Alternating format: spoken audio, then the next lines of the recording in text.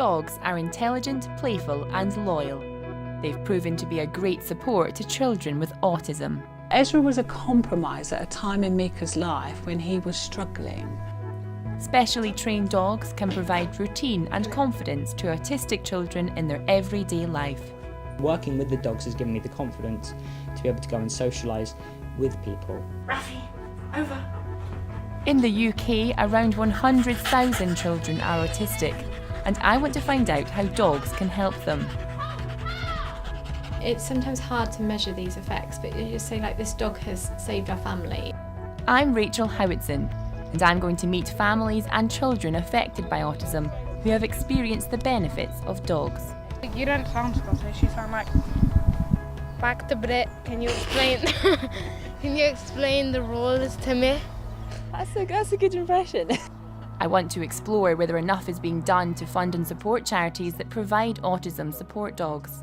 The best part of this job is saying yes, you can have a dog.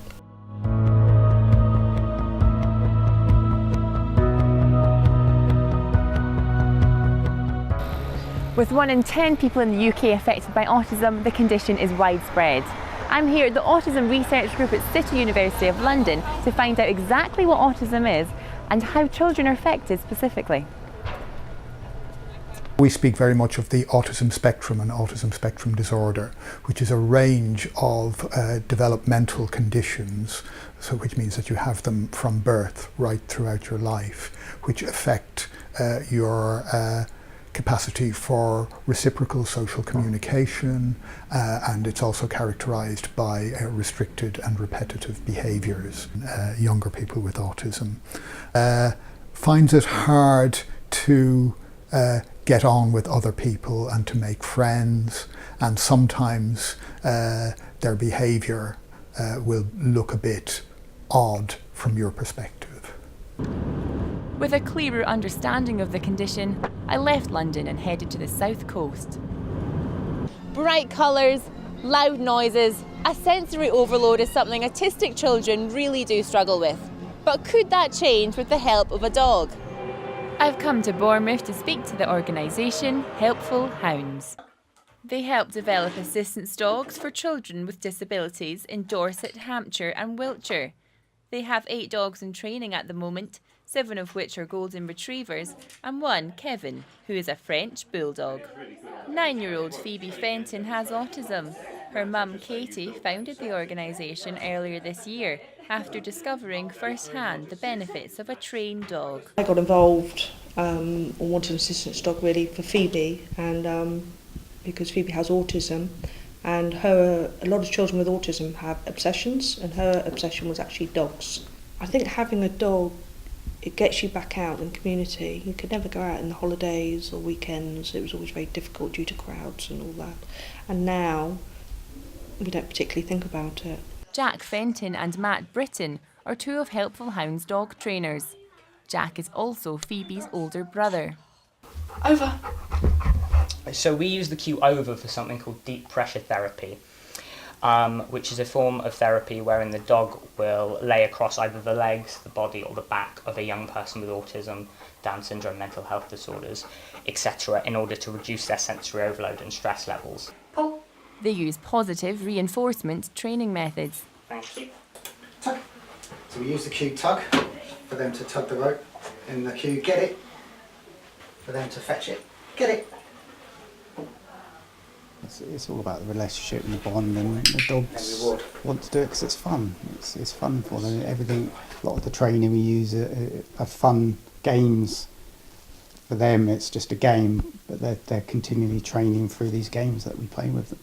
It's a pet dog first. When that jacket goes on, that's when it's in sort of work mode, as we call it. With my little sister Phoebe, with the dogs, what would happen is that she'd go into a supermarket, she'd get sensory overload, and she would start climbing the aisles, and she would start, trying to run away. And I remember one of the first dogs we were working with, because I tend to have them in my home a lot, I tend to use sort of to train them and do stuff. We took one of them out with her, and we were in a clothes shop, and I had a hold of her hand, and I sort of let go to look at something. I turned around and I found her with this dog. She was under the table and just lying with her head on the dog's sort of side. I think it was Rafi actually, who you saw earlier. So just laying on the side of this dog, and I just sort of looked, and at that point I didn't get it, because my mum was sort of the first one to introduce us for Phoebe to have a sort of support dog, assistance dog, and I didn't really get it at that point. I wasn't clued in, and I sort of looked at that and I went, wow, like that hit me really hard, both as a brother, and that almost just innate connection and bond that young people, you know, all children, but especially young people with autism can have with animals, especially dogs. Jack is also autistic and knows all too well the benefits of a support dog. So I'd suffered from really bad clinical depression and anxiety. I was diagnosed when I was about 12. And, you know, I didn't make it through school. I left school, left college. I wasn't in a very good place for a good period of 6 months of time, in about 2015, so about 3 years ago. And I didn't have a lot of friends because I wasn't comfortable socialising. But it was that initial stage, and working with the dogs has given me the confidence to be able to go and socialise with people. So now I do have friends my own age that I can go out and sort of socialise with, you know, with the dog, without the dog. I've gotten to that stage now where the dogs, working with the dogs has given me such a great amount of independence that I genuinely don't think I would have had at my age had I not had the experience of working with those dogs. Most children, unless they are petrified of dogs, because some children with autism are, I really think there's a great benefit. And I think the government should actually support it. I think it would save the NHS quite a lot of money. There'll be a lot more happy families out there that don't feel so isolated. Demand is huge. We get, you know, calls all over the country, and I think the hardest thing for me is saying no to people we just cannot help. The best part of this job is saying yes, you can have a dog, because I know how life-changing that's going to be for that family. So there simply aren't enough dogs being trained, and this problem isn't specific to Helpful Hounds. Most assistance animal charities are forced to ask families for a donation. Helpful Hounds suggests a donation of up to £2,000, and other charities ask for as much as £9,000, a big ask for any family. But after seeing for myself the difference that a support dog can make, even at this cost, I'm keen to find out the research that's been done. I've come to Lincoln to meet Dr. Sophie Hall.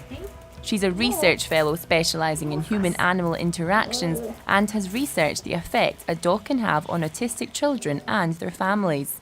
Often children with autism feel sort of slightly socially anxious, and the dog offers kind of a source of constant support to them, and sort of it can provide an icebreaker, so it might be able to help them interact with different people and make friends more easily if they're out walking. The dog is something that is sort of a focal point for them, and often we found research that shows that when people are out with dogs they engage much more with other people. So it might be like, oh, you know, how's your dog bred, or what's your dog's name, or something like that. And this sort of, it also takes the pressure away from them, so this sort of focus is on the dog rather than on the child.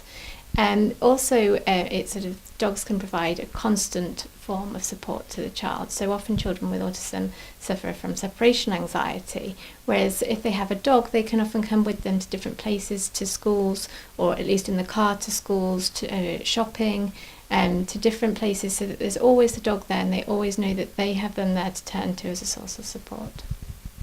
So we've done some research which is really nice, which showed that family functioning, we compared a group of families, one that acquired a dog, one that didn't acquire a dog, and we followed them over time. So all these families had children with autism in varying levels of severity.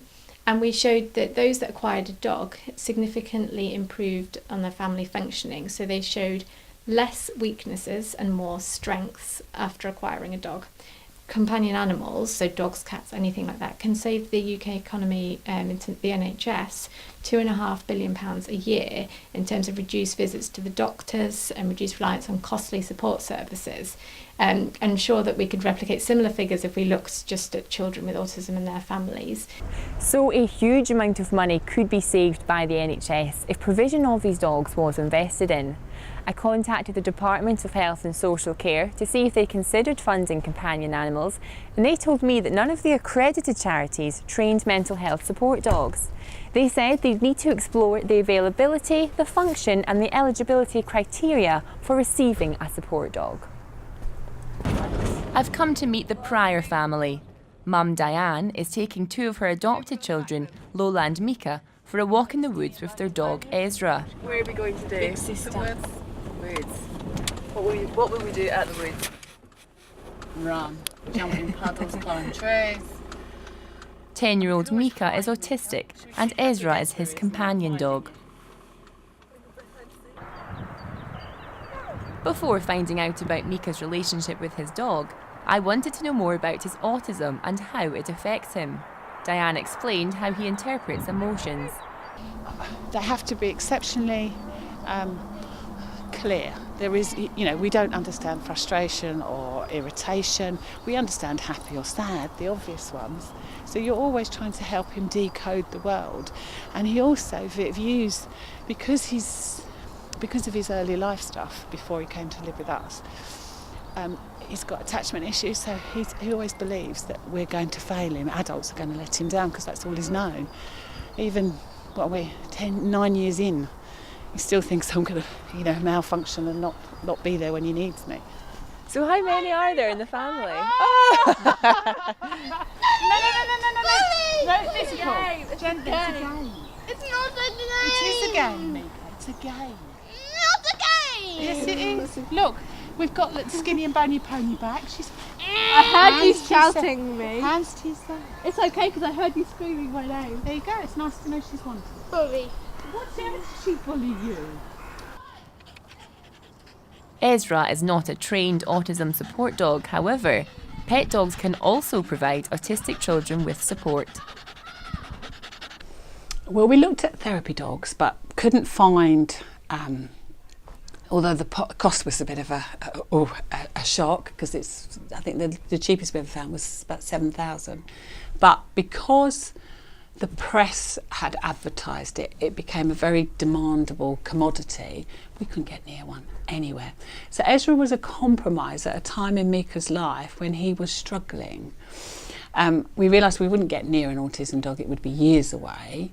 He was out of school, his self-esteem was pretty poor, and it just came along in that a friend had said, my mum's got puppies. And so we compromised and said, okay, we would get another dog. It won't be a therapy dog. But yes, Ezra's brought some peace to Mika. I think he always hoped that Ezra would be like Spike, who is what I call your lap dog. He'll sit on your lap, he'll take endless stroking. But Mika can't cope with that. I think Ezra helps Mika because Ezra says nothing. He doesn't make really any demands on him, but he will ground him.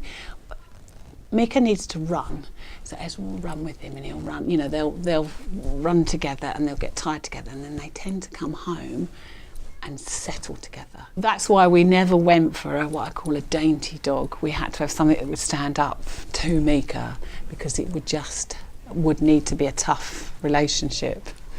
And so Mika and Ezra's relationship, has there been any negative? Oh, well, Ezra bit Mika. Mika was on the sofa, Ezra was on the floor asleep, and Mika slid off the sofa and scared him, and he went and bit his lip. He's got a small cut there. Obviously, that immediately sent Mika into high alert, because obviously he had to go to hospital. And his first words in the car were, "I'm going to lose my dog, aren't I?" So we had to work through all of that. So we had to do a risk assessment, we had to do more training. But it taught Mika that there are parameters, there are boundaries. You can't keep pushing. People and animals have limits. So that was useful, but I'd prefer not to have done it and learned that way. So whilst it's evident from Mika's experience that companion dogs can offer so much, it's clear there are some drawbacks that wouldn't be had with a specially trained dog.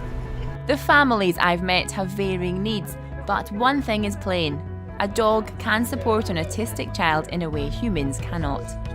But while demand is high and access is limited, it's also evident that not every child has the opportunity to benefit. Good.